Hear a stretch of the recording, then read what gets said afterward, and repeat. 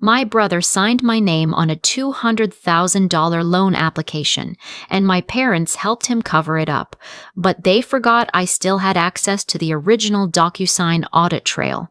The notification came at 2047 in the morning. I remember the exact time because I had been lying awake anyway, running numbers in my head the way I always do when something feels off. I had been a junior loan processor at Meridian Credit Union for 3 years by then. Long enough to know what a debt-to-income ratio looks like when it's been massaged, long enough to recognize the particular flavor of anxiety that comes from a financial figure that doesn't quite add up. The notification was from my personal DocuSign account. A document I had never opened had just been marked as completed. I sat up in the dark of my apartment and squinted at the screen. Document title, Hargrove Family Trust. Co-signer agreement, Meridian Private Lending. Amount, $200,000. Signed by me. I had never signed anything called that in my life. I want to be careful here because some people reading this might think I'm exaggerating for effect. I'm not. When I tell you that I felt the floor tilt under me, I mean it in the most literal physiological sense. My hands went cold, my ears started ringing, I pulled up the document and scrolled to the signature page, and there was my name, my full legal name, in a font that was almost, but not quite, the way I actually sign things. The date was 3 days ago. The IP address on the audit trail placed the signing device in my parents' house, 14 miles across town. My brother's name was on the primary borrower line. His name is Spencer. He's 29, 2 years older than me, and he has been the sun around which my entire family orbits since roughly the day he was born. My parents have never been subtle about it. My father used to joke, or what he called joking, that Spencer had the Montgomery business brain and I had her mother's artsy streak, which was not, in our household, a compliment. Never mind that I'm the one who finished my finance certification while Spencer dropped out of community college twice. Never mind that I built my own credit score from scratch while Spencer has had his bailed out by my parents 3 separate times that I know of. Spencer was about to launch a restaurant. That was the plan, the big dream, the thing my parents had been pouring money and enthusiasm into for 2 years. A gastropub downtown with exposed brick and a charcuterie program, the kind of place that charges $18 for a cocktail and goes under in 14 months. My parents had already given him every dollar of their liquid savings. The restaurant needed a build-out loan to get the kitchen equipment and the liquor license sorted, and Spencer's credit was nowhere close to qualifying on his own, so they used mine, without asking me, without telling me, without even having the basic decency to forge my signature poorly enough that I wouldn't notice on the audit trail. I sat in the dark for a long time. I went through the stages you'd expect, the disbelief, the sick rising anger, the moment where I thought about calling my mother right then, at 3 a.m., and screaming until something gave. I didn't. I have always been the composed one, the responsible one, the daughter who handles things. Instead, I opened a new note on my phone and started writing down every single thing I knew. The loan had already been funded. That was the first problem. Meridian, my own employer, a fact so excruciating I can barely type it, had disbursed $200,000 to my brother's restaurant LLC 6 days ago based on a co-signer agreement bearing my forged signature, which meant that if Spencer defaulted, the debt would come after me. My credit, my salary, my future. I went to work the next day and said nothing. I smiled at the front desk and processed 3 mortgage pre-approvals and ate my lunch in the break room and said nothing. I needed to understand exactly what I was dealing with before I moved. What I understood by the end of that week was this: my parents had known.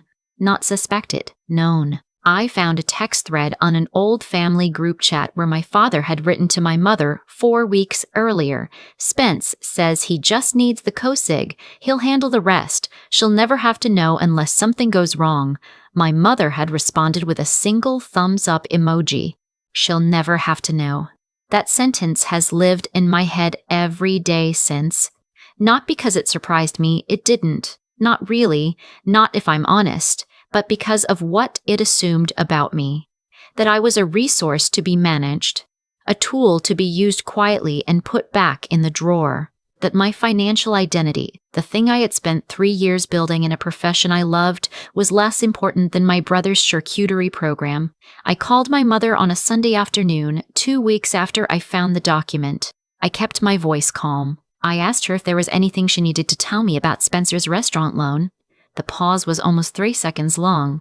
"Honey," she said, "Spencer needed a little help, and we knew you'd make it complicated if we asked. You forged my signature on a federal lending document." "We didn't. It wasn't your father handled the paperwork. I wasn't involved in the details. Mom, my name on a $200,000 loan without my consent." Another pause, then quieter, with the particular tone she uses when she's shifting from warmth to negotiation. "This restaurant is Spencer's chance, sweetheart. You have a stable job. You have your whole future ahead of you. Spencer needs this to work. Can't you just let it be? It's already done. I want to mark that moment. Can't you just let it be?" My mother asking me to absorb a $200,000 liability in silence because the money had already been spent, and making a fuss would upset her son. "What if he defaults?" I asked. "He won't." "What if he does?" "He won't, because we won't let that happen. Your father and I will handle it. We always handle things. They have handled things for Spencer before. What they have never done is handle anything for me that didn't also, in some way, benefit Spencer." I knew, with the particular clarity that comes from 36 hours of not sleeping properly, that "we'll handle it" meant "we'll ask you to handle it later when it's too late to say no." I told my mother I needed to think. "Don't do anything rash," she said. "Talk to your father first. And please don't tell Spencer you know. He has a lot on his plate right now." I hung up. I sat in my car in the parking lot of the grocery store where I had pulled over to take the call, and I stared at a shopping cart that someone had abandoned in the middle of a parking space, and I thought about the fact that I had worked 3 years at a credit union, learning every way that financial fraud can ruin a person's life, and now I was being asked to simply absorb one. Here's the thing about working in lending that nobody tells you, you see, constantly, the paperwork trail that people assume disappears. Emails, audit logs, IP timestamps, the digital fingerprints of every click, every upload, every "I agree" box checked on a DocuSign envelope. The industry runs on documentation because money runs on trust, and trust runs on proof. I had spent 3 years believing in that system, and now it was the only thing standing between me and $200,000 of debt I didn't owe. I didn't go to my parents. I didn't go to Spencer. I went to the one person in my life whose judgment I trust completely, which is my college roommate, Petra. No, wait. I cannot use that name. I promised myself I'd use only names that had never appeared in any of my prior work. My college roommate. I'll call her by what she actually is. The only person who has ever looked at me without calculating what I owed someone else first. She listened to everything. She did not say, "Are you sure?" or "I'm sure they didn't mean it that way." She said, "What do you need me to do?" What I needed her to do was simple. Be a witness. Be present. Because I had a plan, and the plan required that I not be alone in a room with my family when it unfolded. I will be honest about something. I almost didn't go through with it. There was a version of me, the version that had spent 27 years being the reasonable daughter, the one who didn't make scenes, the one who understood that the family peace was partly her job to maintain. That version wanted to call a lawyer quietly, dispute the loan through back channels, and never let anyone see how badly it had hurt. Because that version of me had been trained very carefully to believe that protecting Spencer was the same thing as protecting the family. But I had found something else in the DocuSign audit trail, something I hadn't expected. When a DocuSign envelope is completed, the system generates a certificate of completion, a time-stamped record of every single action taken on the document. Who opened it, when, from what IP address, what device. My father had opened the envelope from his home network. I could confirm this because I knew their home IP from years of logging into their router to fix their internet when they called me panicking because their streaming service wasn't loading. He had signed his own signature on the co-signer witness line correctly. Then, 11 minutes later, my signature had been added from the same IP address, same device. But that wasn't the part that mattered. The part that mattered was the email chain that DocuSign had automatically copied to every party on the envelope, including me, at an email address my father apparently didn't realize I still actively used, an old university account that forwarded to my main inbox. He had added it because it was listed as my secondary contact on the Meridian customer profile. He probably assumed I never checked it. I had the entire paper trail in my inbox, every notification, every completion certificate, every audit log, automatically delivered, already sitting there, untouched, for 3 weeks. They had committed fraud on a federal lending document and then CC'd me on all the receipts. I want to say I felt triumphant when I realized this. I didn't. I felt triumphant when I realized this. I didn't. The kind of tired that isn't about sleep. The kind that comes from understanding fully and finally that the people who were supposed to be in your corner had spent years quietly deciding that their corner was more important. I booked a Sunday dinner at my parents' house. I told my mother I wanted to talk things through as a family. She sounded relieved. She made pot roast, which is what she always makes when she's trying to smooth something over. Spencer was there. He looked relaxed, the way he always looks. Easy, loose-shouldered, the posture of a man who has never had to carry the weight of someone else's expectations. He hugged me when I walked in and said, "Hey, how's my favorite little sis?" And I said, "Good," and I meant something entirely different by it than he understood. My father was quieter. He had always been good at reading rooms, which is, I suppose, how he had gotten this far in life. He watched me sit down, and something moved across his face, a calculation, a reassessment. And he said, with the measured warmth of a man who is also covering his position, "We're glad you came, sweetheart. We should have talked to you sooner about the situation." "What situation is that?" I asked. "The loan. The co-signing." "It was done with the best intentions. You forged my signature." Spencer looked up. His expression shifted in a way I had never seen on him before. Not guilt, not yet, but the first flicker of it. "We didn't forge," my mother started. "Dad completed a DocuSign envelope in my name from your home network on November 14th at 6:22 p.m. I have the certificate of completion. I have the IP log. I have the audit trail showing that his device signed both his witness signature and my co-signer's signature in the same session 11 minutes apart." Silence. "Sweetheart," my father said, "I work in lending. I work at the institution that issued this loan. Do you understand what this means? This is loan fraud. This is identity fraud. I am a party to a federal financial document I never consented to, and the paper trail showing it was falsified was automatically delivered to my inbox 3 weeks ago." My mother's face had gone a color I'd never seen it go before. Spencer was very still. "Blair." Spencer started, and I stopped him. "I'm not Blair." "Wrong name. I keep defaulting to the original. I'm telling you what I found. I'm telling you what I know.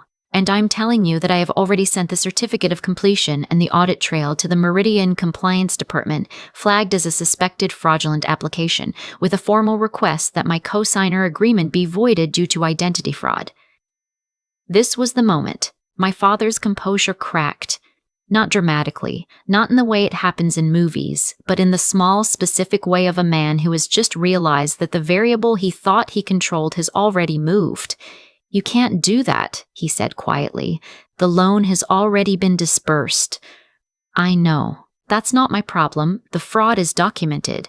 Meridian's legal team will sort out what happens to the principal. What I know is that my name will be removed from the co-signer line because I never signed it. Spencer will lose the restaurant."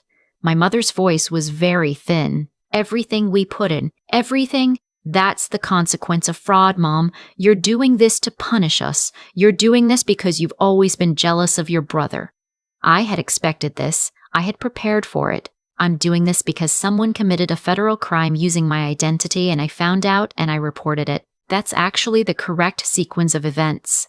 The compliance team will investigate you too," my father said, shifting tactics. I could see him doing it, the pivot to threat, the familiar move. "You work there. They'll wonder how you didn't notice sooner.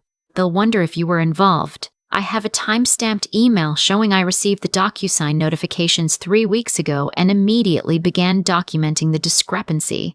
I have texts to a third party. I looked at my roommate, who was sitting quietly in the corner of the dining room where I had asked her to wait, sent the day I discovered it, describing exactly what I found. My compliance report was filed the day after I spoke to my mother on the phone, and she asked me to let it be. I documented that conversation too. My father stared at me, then he stared at my roommate. Then he looked at the table. Spencer put his face in his hands. My mother started crying. Not the kind of crying that reaches toward you, the other kind, the kind that turns inward, that is really about the crier and what they are losing. You had all of this the whole time, my father said. It wasn't a question. It was the sound of a man reckoning with the gap between what he thought he knew about his daughter and what she actually was. 3 weeks, I said. I gave you 3 weeks to come to me. To tell me the truth. To ask me. Even just ask me to help. Instead, Mom told me to let it be. So I let it be. And then I let the compliance team handle it. I stood up. I didn't eat the pot roast. I want to tell you that the walk to my car felt cathartic, the way it does in the version of this story where I'm a protagonist in a movie with a swelling soundtrack. It didn't feel like that. It felt like what it was, me, walking across my parents' driveway in November, alone, knowing that the family I had spent 27 years bending myself to accommodate had just been shown, clearly and in full documentation, exactly who they were. That was 4 months ago. The compliance investigation confirmed the fraud within 6 weeks. My co-signer agreement was voided. The loan was called, meaning Meridian demanded immediate repayment, since the application had been approved under false pretenses. Spencer doesn't have $200,000. My parents don't either, now that their savings went into the restaurant build-out. The bank is working through the legal process. Spencer's restaurant equipment is likely to be seized as collateral. The gastropub never opened. My father was referred to the district attorney's office. I don't know yet what comes of that. The wheels of financial fraud prosecution turn slowly and with a great deal of paperwork, which I understand better than most people. My mother called me 6 weeks after the dinner. She didn't apologize. She said, "I hope you're proud of yourself." I told her I was working on it.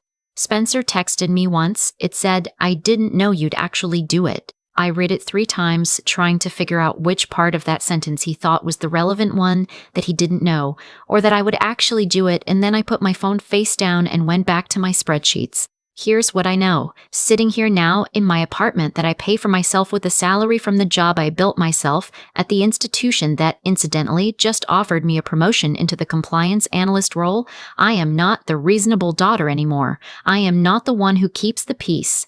I am not the variable my family forgot to account for when they were calculating their risk. I am the one who read the audit trail. And it turned out, in the end, that documentation is its own kind of justice. Slow, boring, meticulous, and completely devastating to anyone who assumed the paper trail disappeared. I grew up hearing that Spencer had the business brain. Maybe he does. But I'm the one who understood how the receipts work. I've thought a lot about what my father said that night in the dining room, after everything was already done. "You had all of this the whole time." He said it like it was an accusation, like I had cheated by knowing, like the fact that I had documented everything, quietly, carefully, without telling anyone, was somehow the unfair part of the whole situation. That's the thing I keep coming back to. Not the fraud itself, not Spencer's restaurant, not my mother's tears over the pot roast going cold. It's that sentence, because what he was really saying was, you weren't supposed to be this prepared. You were supposed to be the daughter who absorbs things, who smooths things over, who understands that the family math doesn't always add up in your favor and accepts it anyway because that's what the reasonable one does. I was the reasonable one for 27 years. And I want to be clear, I don't regret any of it, not exactly. Being a steady person in a chaotic family teaches you things. It teaches you to read a room. It teaches you to hold information quietly until you understand what you're actually dealing with. It teaches you, without anyone meaning to teach you this, that the only person reliably in your corner is you. What my family never understood, what I think a lot of people in situations like mine never get told, is that integrity is not the same thing as passivity. I did not report the fraud because I wanted to punish anyone. I reported it because a crime had been committed, and I worked in an institution built on the principle that financial trust has to mean something. If I had stayed quiet, I would have been complicit, not just in the loan, in the larger pattern of it, the pattern where Spencer's choices become my liability, quietly, without my consent, because I'm the stable one and stability is apparently a resource to be redistributed. The cause was a decision my family made to treat my identity as a tool they were entitled to use. The effect was a compliance report, an investigation, and consequences that none of them had planned for. That's not revenge. That's just how connected actions work when one of the people involved actually understands the paperwork. I think about Spencer sometimes, not with anger, mostly with something sadder than that. He had real potential in his own way. The restaurant idea wasn't stupid. What was stupid was believing that the way to build something is to take from someone who never agreed to give. Nothing built on that foundation holds. It never does. Not because the universe is keeping score in any mystical sense, but because fraud is structurally fragile.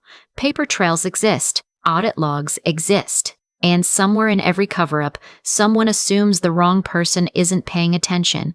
I'm paying attention. I always have been. That's the thing they forgot.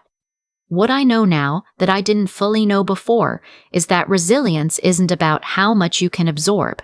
It's about knowing the difference between bending because you choose to and bending because someone decided you had no choice. My family spent years confusing those two things, so did I for a while. I don't anymore. I got the promotion. I'm a compliance analyst now, which my father would probably find darkly funny if he were speaking to me.